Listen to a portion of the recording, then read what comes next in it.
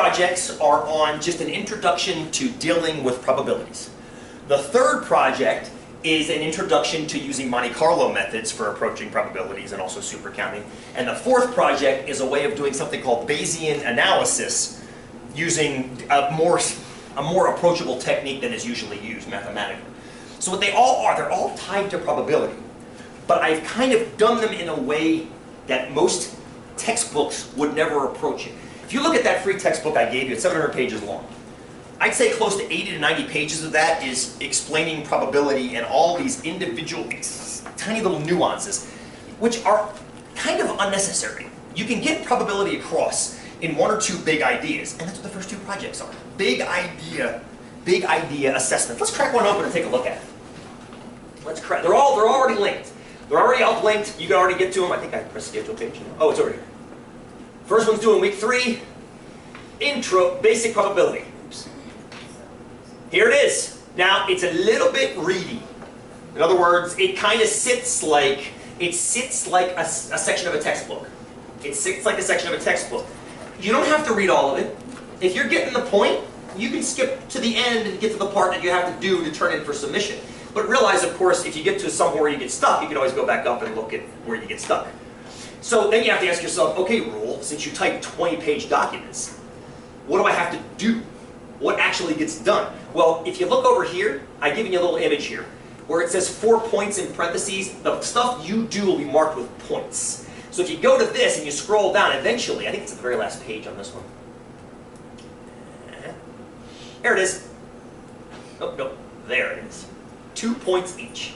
1A. What's the chance it's wrong? 1B. What's the chance it's right? 1C. What's the chance it's right? Assuming an early spring prediction. You're analyzing Punxsutawney Phil, the wonderful groundhog that predicts whether or not we're going to have an extra 6 months of winter every year. Okay? So I started realizing, I'm like, what the hell are they doing with this guy? These guys in the top hats in this little town in Punxsutawney, Pennsylvania. So I got the data up till it's from 1995, and it's starting in 1995, but going up to, I think, 2012. This is what he did in those 20 years-ish, give or take.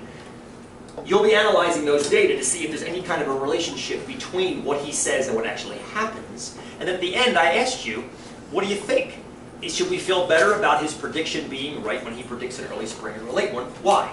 So you got a little bit of number crunching, some of which I've given you the answers for. And then I asked you to interpret those numbers. The best part about those, you can't be wrong as long as what you write down is backed up by your data. You've often heard statistics gets this groan from people, oh, statistics can say anything. No, not really. Data says one thing. Looking at data 2 different ways can get 2 different interpretations, though. And that's why I love questions like that, because it asks you to do just that. Interpret what you see. Interpret what you see.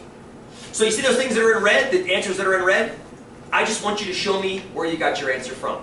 That is the answer, 29%. Your job is to show me why it's 29%. That's what the little W means right here. Anything with a little W means show me how you got your number. And it's not like an algebra class where you're going to show me 5 and 6 lines of equations. For this one right here, it means show me the fraction you used to get that number, rounded off to 2 decimals. It's the math in this class. Whatever math you did in your last class, you'll do at most half of that in this class. Not much math in here. I got a prereq quiz or 2 planned for you guys for the next couple of weeks. You'll see very, very precious little mathematics. Converting fractions to decimals or percentages, adding, subtracting. I mentioned them earlier, just squaring, square rooting, that kind of stuff. Square rooting. Fair? These are already all linked. Week 3, week 6 down here somewhere. Here it is, week 6.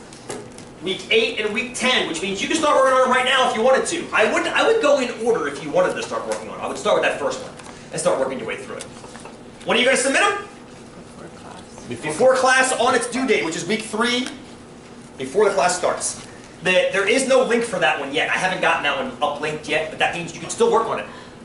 The only thing you need in Blackboard is to submit your final work. So that window will open like a week before it's due. Please, ask me that question. So, where's the quiz at? It's on It's that schedule page. Everything you access from this page, the reason for that is I wanted to have you guys have constant access to all the materials. Blackboard is just where you submit your work. Either you write it up and take a cell phone picture or you scan it so I can see it, or you do it in Microsoft somehow, like some kind of a Word document, and you submit that.